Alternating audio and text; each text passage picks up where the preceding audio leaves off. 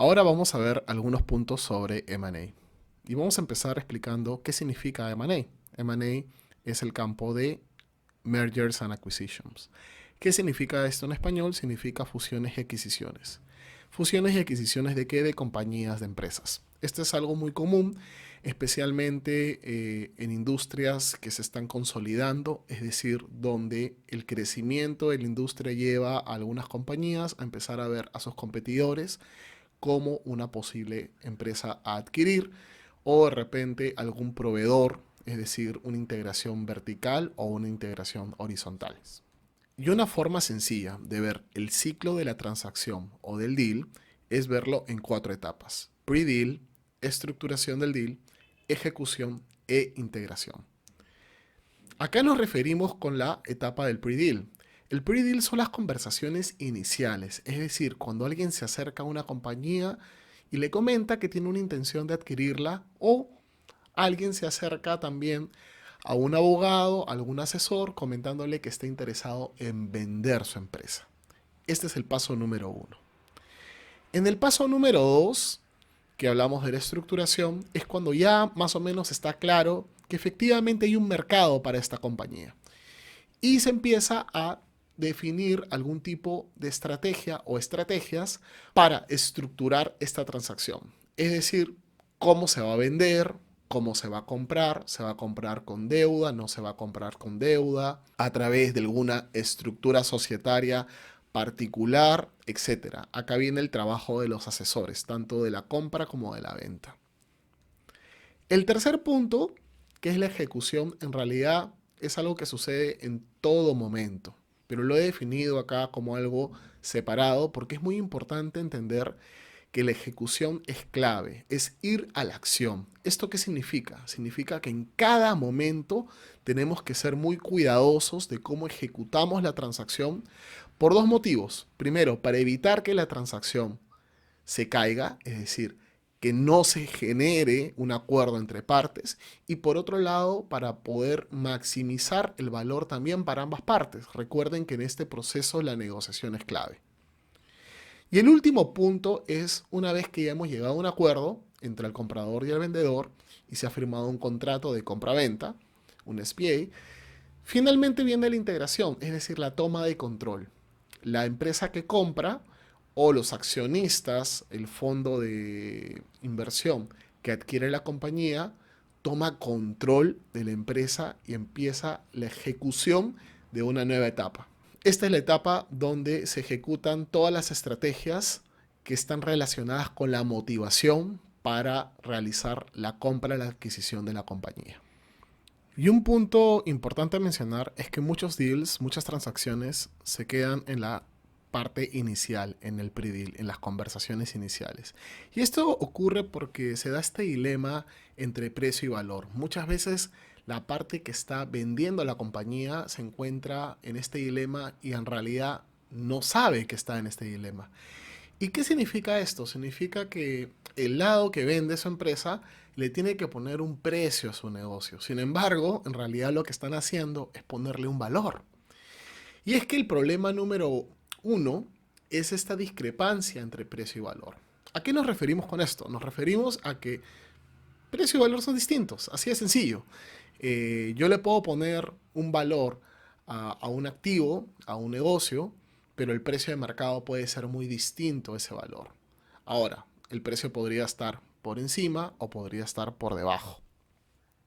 Y es que el valor tiene elementos objetivos y elementos subjetivos. ¿A qué me refiero con esto? Objetivos, podemos estar hablando de la capacidad de generar flujos de caja del negocio, del valor de los activos, digamos, a mercado, del valor de liquidación de algunos otros activos, etcétera. Sin embargo, también se incorporan elementos subjetivos como por ejemplo el tiempo que yo le he dedicado a sacar este negocio adelante, el esfuerzo que me tomó, etcétera. Hay de todas maneras un valor emocional que se incorpora en esta ecuación de valor. Mientras que el precio es el resultado de una negociación de mercado, es el resultado de un acuerdo entre partes. El precio podría estar en algún momento por encima, por debajo del valor, pero es eso, es el precio. El precio corresponde a un contexto específico en el tiempo. ¿A qué me refiero con esto? Pueden haber algunas transacciones donde los precios de cierre hayan estado por encima o por debajo de lo que se considera un precio de mercado adecuado. Y es que este dilema entre precio y valor nos lleva al problema número 2, que es mejor oferta. ¿A qué me refiero con esto? Me refiero a que el vendedor tiene la idea de que siempre existe una mejor oferta que va a llegar. Sin embargo, en un punto de la transacción, ya en un punto específico, luego de recibir, digamos, varias ofertas, uno tiene que darse cuenta que finalmente existe un precio de mercado. ¿Esto qué significa? Significa que yo, al poner mi negocio en venta al mercado, estos postores lo van a valorizar y le van a poner un precio. Resultado de la negociación puede ser que lleguemos a un acuerdo o puede ser que no lleguemos a un acuerdo, pero lo importante es entender que existe un precio de mercado. Nos guste o no nos guste, esta es una realidad. Y es que la distancia entre precio y valor es importante. Nunca van a ser iguales, como hemos dicho, pero lo importante es que esta distancia, para que la transacción se pueda materializar, no sea muy amplia. ¿Y a qué me refiero con esto?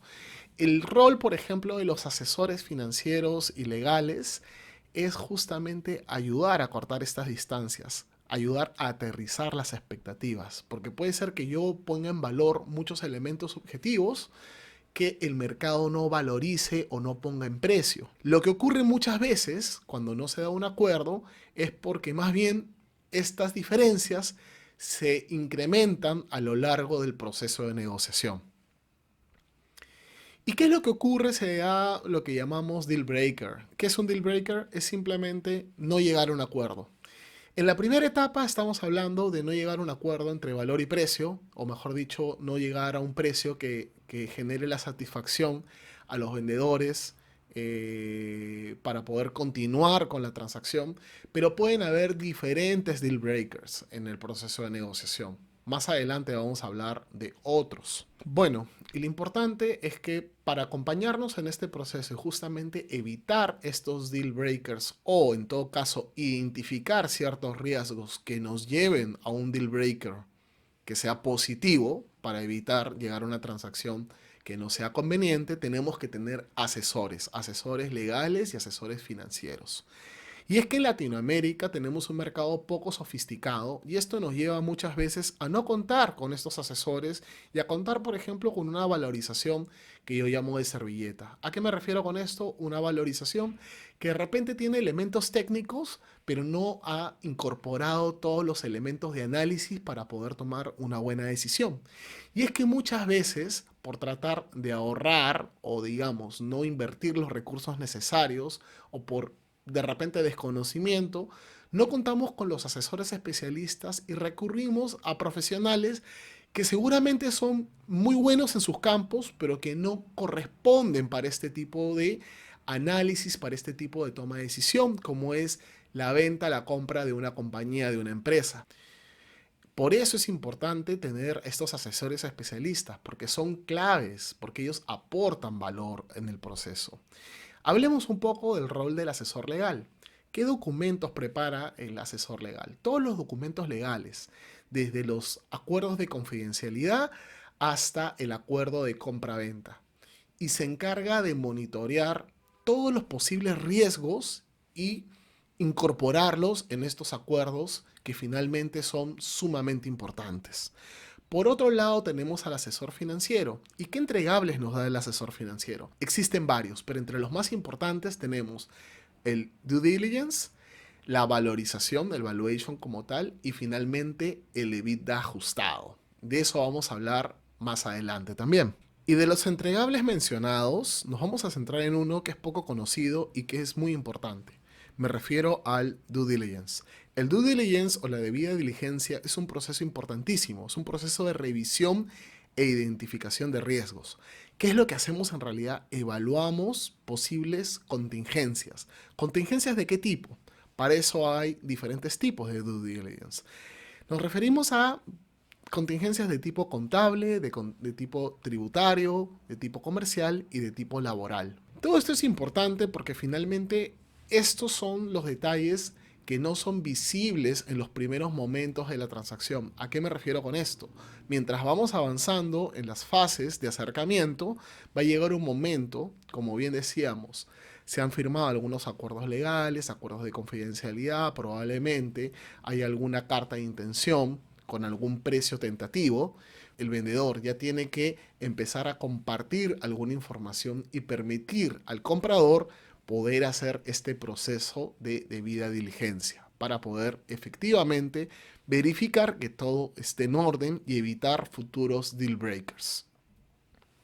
Y es que finalmente en un proceso transaccional como un M&A, lo que se negocia es el EBITDA. Y parte del trabajo es primero identificar cuál es el valor empresa sobre EBITDA de esta transacción. Es decir, cuántas veces vamos a pagar el EBITDA de la compañía. La pregunta es, ¿el EBITDA de los últimos 12 meses? ¿El EBITDA del último año? ¿El EBITDA del último mes? Y la siguiente pregunta, ¿ese EBITDA es el EBITDA contable? ¿Hay que hacerle algunos ajustes? Etcétera. Y acá vale aclarar que el EV significa Enterprise Value. Esto en español significa valor empresa. Y finalmente, en el acuerdo de una transacción determinamos un múltiplo, es decir, un número de veces valor empresa sobre EBITDA. Vamos a hacer un ejemplo y asumamos que hemos llegado a un acuerdo de un valor empresa sobre EBITDA de 12. ¿Cuál sería el EBITDA de la compañía? Acá voy respondiendo algunas preguntas. Tendría que ser el EBITDA más reciente, el EBITDA de los últimos 12 meses. Asumamos en este ejemplo que ese EBITDA llega a los 50 millones de dólares. Eso nos lleva a que el valor de la empresa sería 600 millones. ¿Resultado de qué? De multiplicar el múltiplo valor empresa sobre EBITDA 12 por el EBITDA, que es de 50 millones. Ahora imaginemos que del proceso de due diligence, de la evaluación de contingencias, hemos identificado pues que tendríamos que dar un ajuste por contingencias negativas de $500,000. ¿Cuál sería el nuevo EBITDA? El EBITDA ajustado sería de 49.5, porque el ajuste es de $500,000. Esto nos llevaría a un valor empresa de 594, resultado de multiplicar el múltiplo valor empresa EBITDA de 12 por el EBITDA de 49.5 millones. Con esto lo que tenemos es que el valor empresa sin ajustes era de 600 millones, pero luego de incorporar estos ajustes identificados en el due diligence tenemos 594, es decir, la diferencia es de 6 millones. 6 millones que van a ser punto de negociación entre el comprador y el vendedor.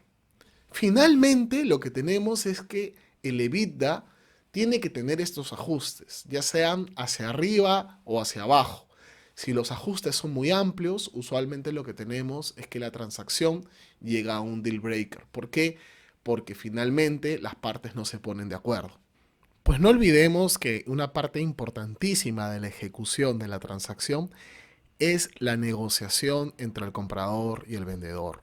Una forma interesante de ver el valor que aportan los asesores es justamente estos 6 millones que hemos identificado de diferencia generada por los ajustes, pues esta diferencia puede ser importantísima para uno o para el otro para llegar a un acuerdo y dar por concluida la negociación y cerrar la transacción. Bueno, y eso es todo. Espero que les haya gustado. Gracias.